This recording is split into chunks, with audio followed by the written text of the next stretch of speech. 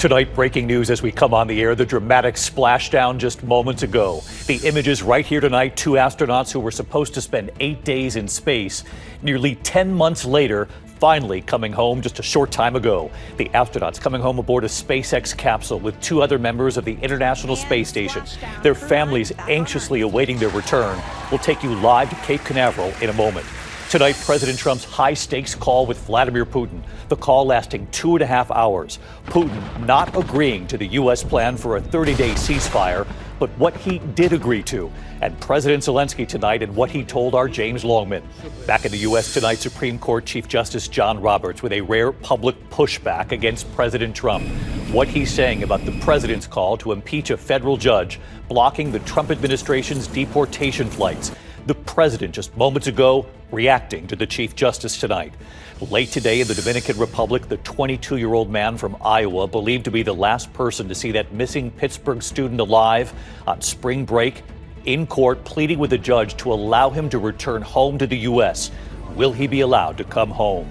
Overseas tonight, the ceasefire between Israel and Hamas shattered. Israeli forces launching a large-scale attack across Gaza.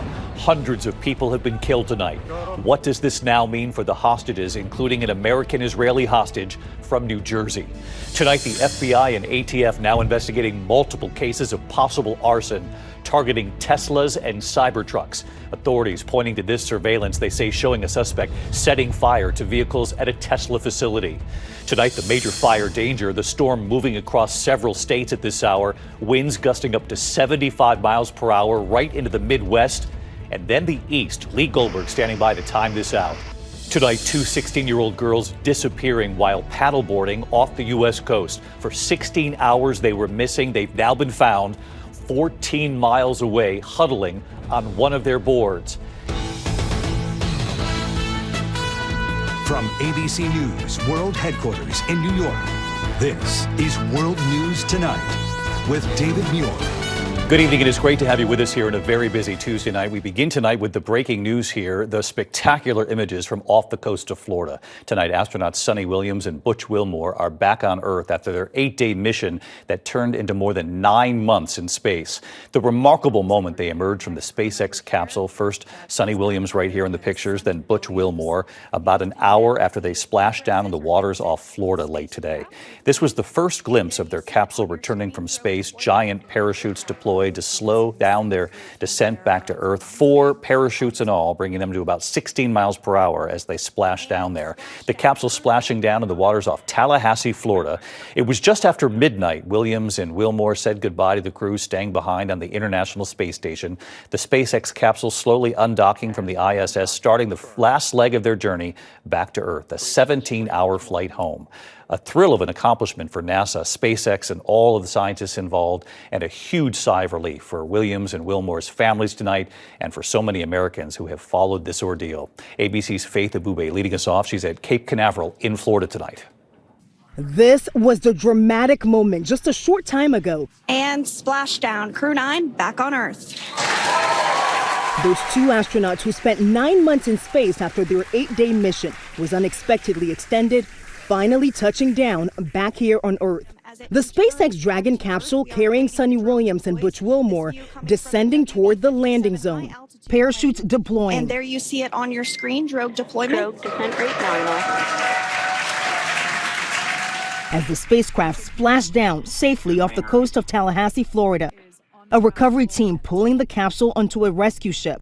The astronauts, along with 2 other members of SpaceX Crew 9, astronaut Nick Hague and cosmonaut Alexander Gorbanov, emerging from that capsule, then placed on stretchers one at a time.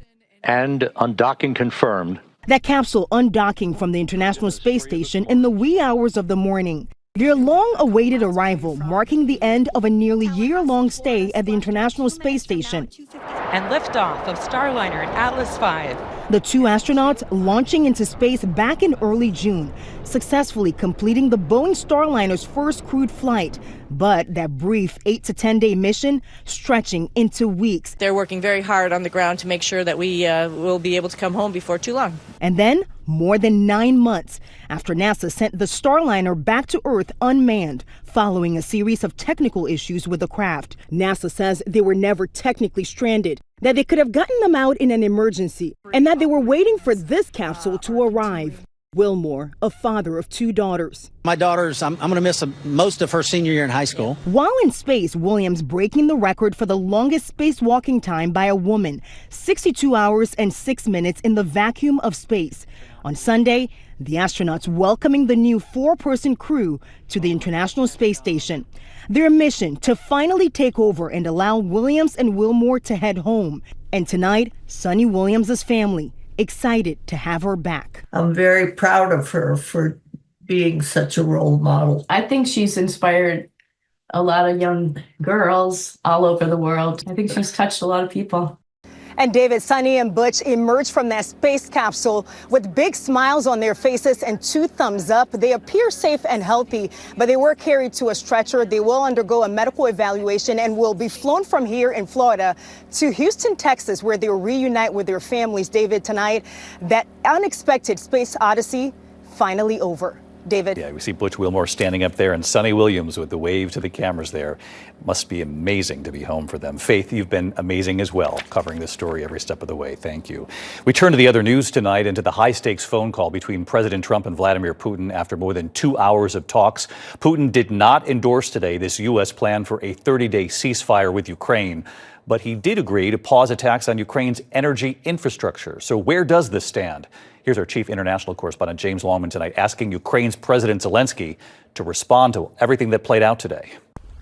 Tonight, the call to bring peace to Ukraine ends in only one Russian pledge: to stop hitting Ukrainian energy infrastructure.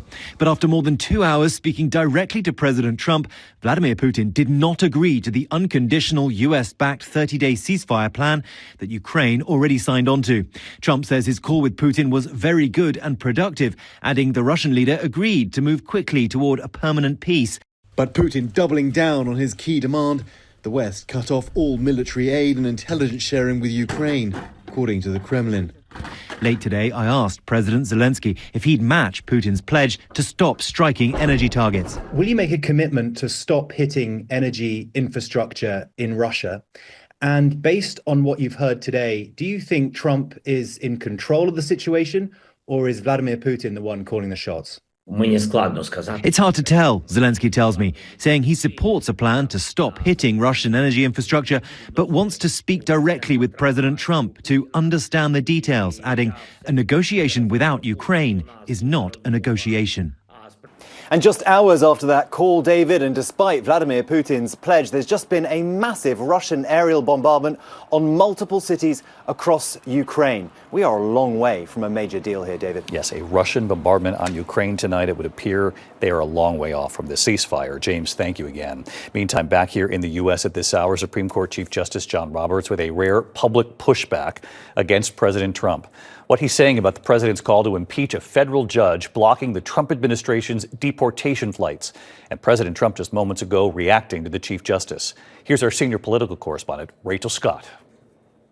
Tonight, the Supreme Court's Chief Justice John Roberts with a rare and extraordinary rebuke of President Trump. It came shortly after Trump attacked a federal judge who ordered 2 planes deporting more than 200 Venezuelan migrants to turn around and return to the United States. Judge James Boasberg said the administration had not provided enough information to explain why it was invoking an obscure law, the Alien Enemies Act of 1798, to deport the men with little to no due process. But the administration, which claims the men are violent gang members, did not follow the judge's order. On Truth Social, the president attacking Judge Boasberg as a troublemaker and agitator, saying, quote, "This judge, like many of the crooked judges I'm forced to appear before, should be impeached." Just hours later, Chief Justice Roberts releasing this statement, stating, quote, "For more than 2 centuries, it has been established that impeachment is not an appropriate response to disagreement concerning a judicial decision. The normal appellate review process exists for that purpose." Tonight, President Trump responding, saying Justice Roberts never mentioned him by name, though it was clear Roberts was responding to the president's statement. Well, he didn't mention my name in the statement. I just saw it quickly. He didn't mention my name, but many people have called for his impeachment, the impeachment of this judge. In the entire history of the United States, only 8 federal judges have been impeached and removed from office. And tonight, there are new questions about whether the administration openly defied Judge Boasberg's order when he told them to turn around those planes of more than 200 Venezuelan migrants bound for El Salvador. The judge in court saying any plane containing these folks that is going to take off or is in the air needs to be returned to the United States. This is something that you need to make sure is complied with immediately. But the planes did not turn around. They landed in El Salvador, and the men were transferred to a high-security prison. The president couldn't say if his team had violated the judge's order. I don't know. You have to speak to the lawyers about that. And tonight, the president challenged the judge's authority to halt the flights in the first place. He actually said we shouldn't be able to take criminals, killers, murderers, horrible, the worst people, gang members, gang leaders, that we shouldn't be allowed to take them out of our country. Well, that's a presidential job. That's not for a local judge to be making that determination. And that federal judge is still trying to get more information about those immigrants. The administration has not released their identities, but today they did reveal that some of the men that have been deported did not have criminal records here in the United States, saying they've only been in the country for a short period of time. And David, there is another breaking headline here from Washington. A different federal judge ruling that the efforts by Elon Musk and his team to dismantle the humanitarian agency USAID likely violated the Constitution in multiple ways. That judge ordering that team to stop making any further cuts to that agency, and a case that could make its way to the Supreme Court, David. All right, Rachel Scott live at the White House for us tonight. Rachel, thank you. Meantime, as we're on the air in the West tonight, there are new developments in the disappearance of that Pittsburgh college student on spring break in the Dominican Republic. Late today, the 22-year-old man from Iowa, believed to be the last person to see her alive, in court, pleading with the judge to allow him to return home to the U.S. Well, tonight, ABC's Ariel Reshef was in the courtroom witnessing the proceedings and what the judge decided, saying that Iowa student does not get his passport back to go home, at least not yet. Tonight, Joshua Reeby appearing in a Dominican courtroom surrounded by cameras. The attorneys for the 22-year-old Iowa man pleading with a judge to allow him to return home to the U.S. Reeby saying in court, "I understand I'm here to help, but it's been 10 days and I can't leave." Reeby appearing stoic and pensive. He is believed by investigators to have been the last to see University of Pittsburgh student Sadiqa Kananki before she vanished, telling the judge before Kananki's family left the Dominican Republic, they thanked him, adding, "They gave me hugs goodbye." Reeby has never been a suspect and is not charged with any crime. His lawyers arguing he has been detained illegally and surveilled in his hotel. In a letter presented in court today and obtained by ABC News, Kananki's grief-stricken family requesting the Dominican police declare their daughter legally dead, acknowledging the 20-year-old likely drowned. The Kanankis referencing Reeby without naming him, writing, "He is cooperating with the investigation and no evidence of foul play has been found." David, the judge approving the request to give Reeby more free mobility and to not be surveilled by police, but he says this is not the venue to discuss giving him back his passport. A full decision is expected on March 28th. David? Ariel Reshef in the Dominican Republic with late reporting. Ariel, thank you. Now to the shattered ceasefire in the Middle East tonight. Israel pounding Gaza with a fierce aerial assault. Hamas's health ministry saying more than 400 people have died. The question tonight, what does this mean now for the hostages still being held by Hamas, including an American from New Jersey? Matt Rivers in Israel tonight. The IDF overnight opening what they say are, quote, the gates of hell, with a series of extensive aerial assaults inside Gaza, ending that fragile ceasefire. Israel hitting some 80 targets, citing Hamas's repeated refusal to release the remaining hostages still being held, including an American-Israeli from New Jersey, Idan Alexander. Hamas and other Arab nations accusing Israel of breaking the terms of the initial ceasefire agreement. Israeli Prime Minister Benjamin Netanyahu saying, quote, "This is just the beginning." According to the Hamas-run health ministry, more than 400 people have been killed in what's now become one of the deadliest days of the war, including at least 130 children, according to UNICEF. This father looks through body bags, searching for his daughter, breaking down in tears after discovering her body. The strikes swiftly condemned across the globe, leaders calling this a, quote, dangerous escalation. Tonight, the White House, who's fast-tracked billions of military assistance to Israel in recent weeks, standing behind Netanyahu.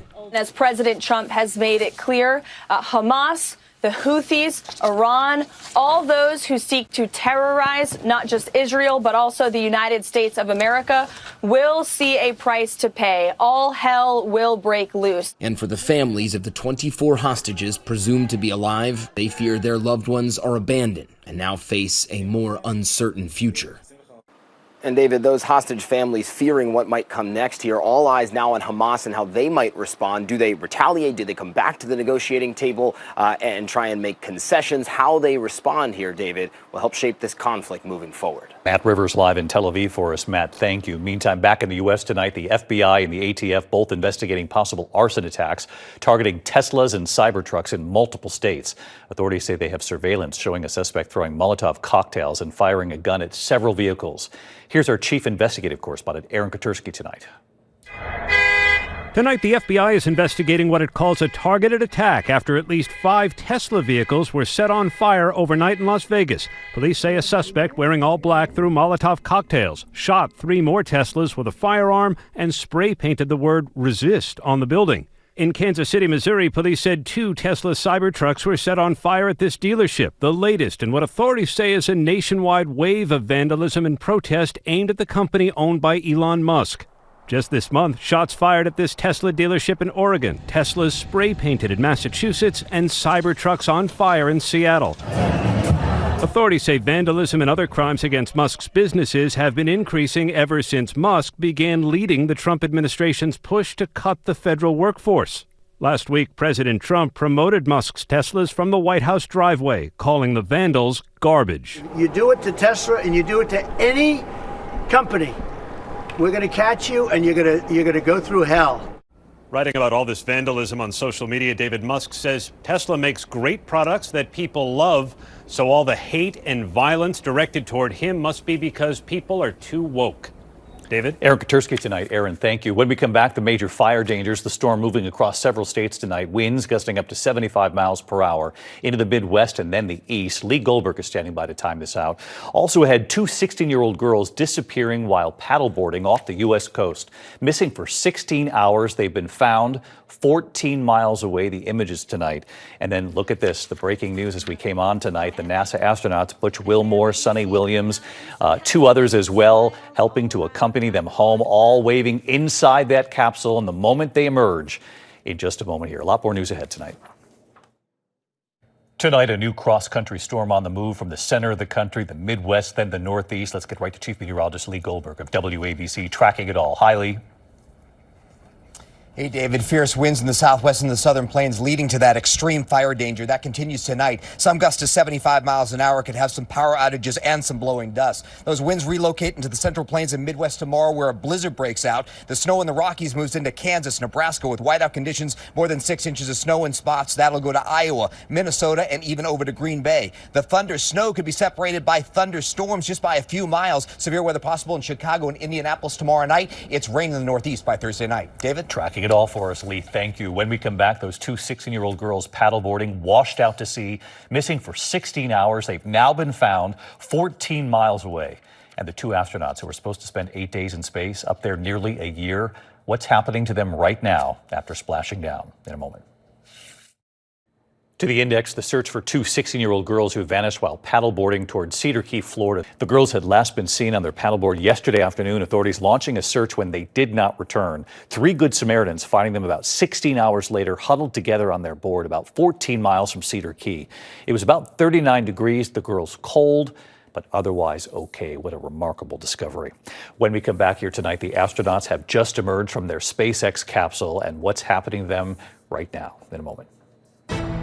ABC World News Tonight with David Muir, sponsored by Vivgard Hytrulo and Vivgard. Before we go tonight, those 2 astronauts who spent nearly a year in space instead of their original 8 days, now out of their capsule and getting reacquainted with gravity tonight. Sonny Williams and Butch Wilmore finally home. Sonny waving right here as she emerged from the SpaceX capsule a short time ago, soon with her husband and 2 Labradors. Her elderly mom said Sonny told her she'd be the first call And Butch Wilmore, home to father of 2 daughters, both will undergo medical evaluation at Johnson Space Center before reuniting with their families. Welcome home. I'm David Muir. I'll see you tomorrow. Good night. Thank you for making World News Tonight with David Muir America's most watched newscast.